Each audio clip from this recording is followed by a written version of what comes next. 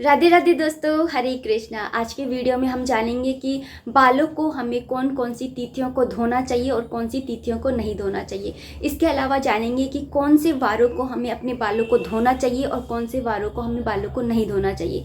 Periods में हमें कौन से दिन सिर को धोने के बाद में और पूजा करनी चाहिए, और इसके अलावा बहुत सारी चीज़ें बालों के धोने को लेकर के। तो चलिए वीडियो को स्टार्ट करते हैं। सबसे पहले जान लेते हैं तिथियों के अकॉर्डिंग हमें बालों को कौन कौन सी तिथियों के दिन बालों को नहीं धोना चाहिए। तो सबसे पहले हमें पूर्णिमा और अमावस्या वाले दिन हमें जो बाल हैं उनको नहीं धोना चाहिए, क्योंकि इस समय में चंद्रमा की जो स्थिति होती है उसके अंदर अप्स एंड डाउन्स होते रहते हैं। मतलब कि जो चंद्रमा होता है वो कृष्ण पक्ष से शुक्ल पक्ष की ओर जाता है और शुक्ल पक्ष से कृष्ण पक्ष की ओर जाता है। तो इस समय में जो चंद्रमा की स्थिति होती है वो ठीक नहीं होती है, तो इसलिए हमें पूर्णिमा और अमावस्या वाले दिन बालों को नहीं धोना चाहिए। दूसरा, इसके अलावा हमें एकादशी वाले दिन बालों को नहीं धोना चाहिए। ये तो हम सभी जानते हैं, लेकिन कुछ लोग हैं जो ऐसा बोलते हैं कि है ना, जो व्रत रखते हैं सिर्फ उनको ही बाल नहीं धोने चाहिए, बाकी सब धो सकते हैं। लेकिन ऐसा नहीं है दोस्तों। आप व्रत करें चाहे ना करें, आप है ना, जो 11 वाला दिन होता है उस दिन आपको बाल नहीं धोने हैं।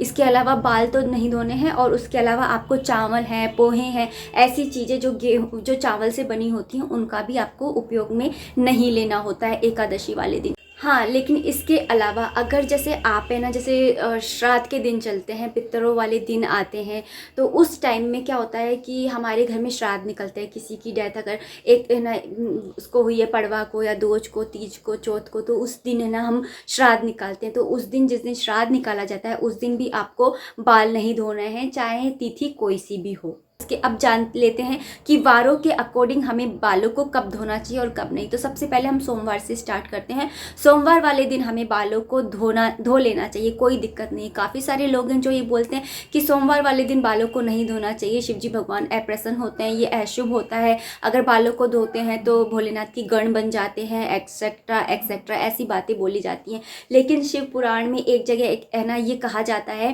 मतलब आया था एक चीज़ की ना, जब है ना माता पार्वती जी ने भोलेनाथ को पाने के लिए जब व्रत किए, तो उन्होंने वो पूरा, मतलब उसके अंदर एग्जैक्टली ऐसे लिखा हुआ नहीं आया कि है ना बाल आपको धोने या नहीं धोने, लेकिन एक लाइन आई थी कि है ना माता पार्वती जी अपना पूरी तरह से स्नान करके बाल वगैरह धो करके और फिर शिवजी भगवान को, शिवलिंग को जल चढ़ा करके उनकी पूजा सेवा अर्चना किया करती थी। तो इस तरह से एक लाइन आई थी, मतलब कि हम सोमवार वाले दिन बालों को धो सकते हैं। और दूसरी बात, कुछ लोग ये कहते हैं कि अगर हम भोलेनाथ को सोमवार वाले दिन बाल धोते हैं तो है ना हम भोलेनाथ की गण बन जाते हैं। देखिए दोस्तों, ऐसा कुछ भी नहीं है। आप जिस देवता को पूजते हैं, मरने के बाद में हमें वही लोक मिलता है। अगर आप शिवजी भगवान को पूजते हैं तो आपको शिवलोक मिलेगा, अगर आप चंद्रमा को पूजते हैं तो आपको चंद्रलोक मिलेगा, अगर आप सूर्य देव को पूजते हैं तो आपको सूर्यलोक मिलेगा। इसी तरह अगर आप कृष्ण भगवान को पूजते हैं तो आपको वैकुंठ धाम मिलेगा, गोलोक, वृंदावन मिलेगा। इस तरीके से अलग अलग धाम, जिस देवता को आप पूजते हैं उसके अकॉर्डिंग आपको वो धाम मिलता है। ऐसा कुछ भी नहीं है कि आप है ना भोलेनाथ, आप है ना सिर धोएंगे सोमवार को तो आपको ना जो भोलेनाथ है उनके गण बनने को मिलेगा, ऐसा कुछ भी नहीं है। दूसरा लेते हैं मंगलवार। मंगलवार वाले दिन हमें बालों को नहीं धोना चाहिए। मंगलवार वाले दिन अगर हम बालों को धोते हैं तो जो वैवाहिक जीवन होता है उसके अंदर जो है इम्बैलेंस आने लग जाता है, उसके अंदर कुछ ना कुछ हमारी जो प्रॉब्लम्स हैं वो स्टार्ट हो जाती हैं। तो आप लोग बोलेंगे कि अनमैरिड तो फिर धो सकते हैं। नहीं दोस्तों, अनमैरिड को भी नहीं धोना चाहिए, क्योंकि आज वो अनमैरिड है लेकिन आने वाले समय में, फ्यूचर में तो वो उनकी शादी होगी ही, तो तब उनकी जो है ना मैरिड लाइफ है उसके अंदर कुछ ना कुछ प्रॉब्लम आ सकती है। इसलिए मंगलवार वाले दिन बालों को नहीं धोना चाहिए। इसके अलावा बुधवार वाले दिन बालों को आप आराम से धो सकते हैं, लेकिन इतना सा ध्यान रखना है कि अगर आपके एक बेटा है या एक भाई है तो आप बालों को नहीं धोएंगे। इसके अलावा अगर आप है ना, आपके एक बेटा है लेकिन अगर आपने कृष्ण भगवान को, लड्डू गोपाल जी को भी अपना बेटा बना रखा है, या फिर जैसे आपके एक भाई है लेकिन आपने साथ में लड्डू गोपाल जी को या गणेश जी महाराज को अपना भाई बना रखा है, तो आप आराम से बाल धो सकते हैं, क्योंकि आपके वो 2 हो गए। लेकिन अगर आपके है ना ऐसे आपने नहीं बना रखे हैं, नहीं मानते हैं आप ऐसी चीज़ें, और आपके एक ही भाई है या एक ही बेटा है, तो आप बुधवार वाले दिन बालों को नहीं धो सकते हैं। अब जान लेते हैं गुरुवार वाले दिन। गुरुवार वाले दिन तो सर्वव्यापी है, हर कोई जानता है कि गुरुवार वाले दिन बालों को नहीं धोते हैं, घर के अंदर पोछा नहीं लगाया जाता है, दाढ़ी नहीं बनाई जाती है, नाखून नहीं काटे जाते हैं, ये सारी चीज़ें। इसके बाद में हम लेते हैं शुक्रवार वाला दिन। शुक्रवार वाला दिन जो होता है वो बेस्ट होता है बालों को धोने के लिए।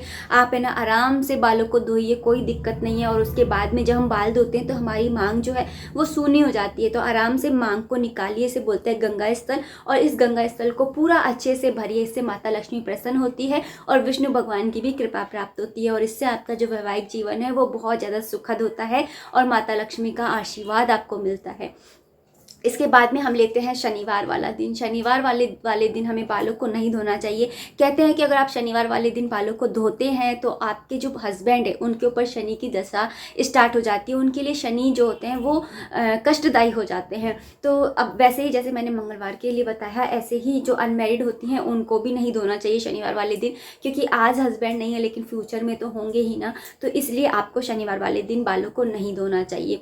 इसके बाद में हम लेते हैं रविवार वाला दिन। तो रविवार वाले दिन आप आराम से बालों को धो सकते हैं, कोई दिक्कत नहीं है। तो ये हो गए 7 वार तिथियां। और अब जान लेते हैं कि क्या पीरियड्स के अंदर हमें बालों को कब धोना चाहिए। देखिए शास्त्रों के अनुसार पहला दिन, दूसरा दिन और तीसरा दिन, 2 दिन तो हमें बाल धोने ही नहीं होते हैं और तीसरे दिन आपको बाल धो लेने होते हैं।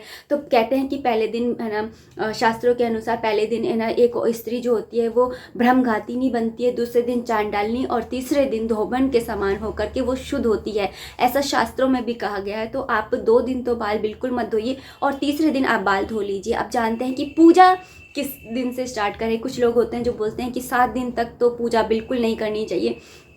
ऐसा कुछ भी नहीं है दोस्तों, क्योंकि हर लड़की का, हर लेडीज़ का जो सर्कल होता है, ये पीरियड का सर्कल होता है, ये डिफरेंट होता है। जब नई नई लड़की कुछ है ना पीरियड से होना स्टार्ट करती है तो वो 7 से 8 दिन तक होती है लगातार कंटिन्यूसली। तो उसको 7 दिन तक कुछ पूजा नहीं करनी है। जब वो साफ़ हो जाती है, उसका पीरियड जो होता है वो बंद हो जाता है 7-8 दिन तक के बाद में, तो तब उसके बाद में आपको धोना। जैसे 7वें दिन हो रहा है तो आप 8वें दिन सिर धो करके और फिर उस पूजा कर सकती हैं। लेकिन कुछ औरतें होती हैं जब थोड़ा एज से आगे जाते हैं और ना पीरियड्स को होते काफ़ी टाइम हो जाता है, तो कुछ औरतें जो होती हैं वो 5 दिन का उनका पीरियड का सर्कल होता है, तो आप 5वें दिन तक होते हैं तो फिर 6ठे दिन आप सिर धो लीजिए। लेकिन कुछ लेडीज़ ऐसी होती हैं जिनका सर्कल जो होता है वो 3 दिन का ही होता है, तो आप तीसरे दिन सिर धोइए, फिर उसके बाद में आप चौथे दिन भी सिर धोइए और उसके बाद में आप पूजा करना स्टार्ट कर सकते हैं। पीरियड्स का एक ऐसा टाइम आता है जब एक स्त्री जो होती है वो होना ही बंद हो जाती है, तो उस सिचुएशन में तो कोई दिक्कत ही नहीं है, आप आराम से पूजा सेवा अर्चना कर सकते हैं। और साइंटिफिकली भी ये है ना प्रूव हो चुका है कि 3 दिन तक तो हमें बाल नहीं धोने चाहिए। देखिए दोस्तों, जब हम छोटे हुआ करते थे तो उस समय में कभी कभी किसी को जिसके नक्सीर आती है वो ये वाली बात समझेंगे कि जब नक्सीर आती है तो मम्मी लोग क्या करती थी, लेटा करके और सर के ऊपर पानी डाला करती थी, जिससे कि ना नक्सीर जो है ना, जो नाक का खून होता था ना वो रुक जाता था, जम जाता था, ग्लोटिंग हो जाती थी। तो ऐसे ही जब हम पीरियड से होते हैं ना तो नेचुरल जो है वो ब्लड बहता रहता है। लेकिन अगर हम सिर से बालों को धो लेते हैं, सिर के ऊपर यहाँ पे पानी जब हम डालते हैं तो वो थक्के के मतलब एक क्लोटिंग के रूप में ना वो ब्लड जो है वो निकलने लगता है। तो इसलिए आपको 2 दिन तक तो आपको बिल्कुल बाल नहीं धोने चाहिए, क्योंकि इसे कहते हैं कि गंदा खून होता है, इसे निकल जाना बेस्ट होता है, तो इसे निकलने दीजिए और फिर तीसरे दिन आप इस ना बाल को धोइए। इसके बाद में जान लेते हैं कि ये हो गई पीरियड्स वाली बात और कब पूजा करनी है। इसके बाद में हम जान लेते हैं कि रात के टाइम में जब हम हस्बैंड के साथ में सोते हैं और फिजिकली एक दूसरे के पास में आते हैं तो उस सिचुएशन में नेक्स्ट डे आपको बाल धो लेने चाहिए। आपको बाल धो करके ही फिर पूजा स्टार्ट करनी चाहिए।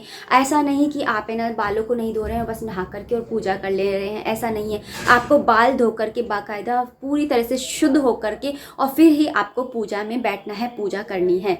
इसके अलावा एक चीज़ और मैं बोलना चाहूँगी कि जैसे पीरियड्स चल रहे हैं और पड़ गया बृहस्पतिवार, जैसे तीसरे दिन मैंने बोला कि सिर धोना है, तो पड़ गया बृहस्पतिवार, तो क्या हम बाल धो सकते हैं? जी दोस्तों, अगर ऐसी सिचुएशन में आपका तीसरा दिन है और बृहस्पतिवार पड़ गया, गुरुवार पड़ गया, थर्सडे पड़ गया, तो आप आराम से बाल धो सकते हैं। बस इतना सा ध्यान रखिएगा कि उसके अंदर मतलब आपको सादा जल जो होता है ना उससे नहीं नहाना है। उसके अंदर आप चुटकी भर नमक डाल लीजिए। आप सेंधा नमक भी डाल सकते हैं या जो खाने वाला नमक होता है उसको भी डाल सकते हैं। और जैसे बाई चांस जैसे एकादशी पड़ गई है और आपको सिर धोना है तो उस सिचुएशन में आप किसी से कह करके एक तुलसी जी का पत्ता उस पानी के अंदर डाल लीजिए और फिर उससे आप स्नान कर लीजिए, कोई दिक्कत की बात नहीं है। तो इस तरीके से आप है ना बालों की जो है धोना है वो आप कर सकते हैं। तो ये थी बालों को लेकर के फुल इन्फॉर्मेशन जो मुझे याद था, जो मैंने आप लोगों के साथ में शेयर कर दिया। लेकिन फिर भी आपके मन में कोई क्वेश्चन रह गया हो या कोई डाउट रह गया हो तो आप मेरे साथ में कमेंट बॉक्स में पूछ सकते हैं। और मुझे पूरी उम्मीद है कि ये वीडियो आप लोगों के लिए इन्फॉर्मेटिव रही होगी। तो मिलते हैं नेक्स्ट वीडियो में, तब तक आप अपना खूब सारा ध्यान रखिए, खुश रहिए, कीप एंजॉइंग। जय माता दी, राधे राधे, हरे कृष्णा।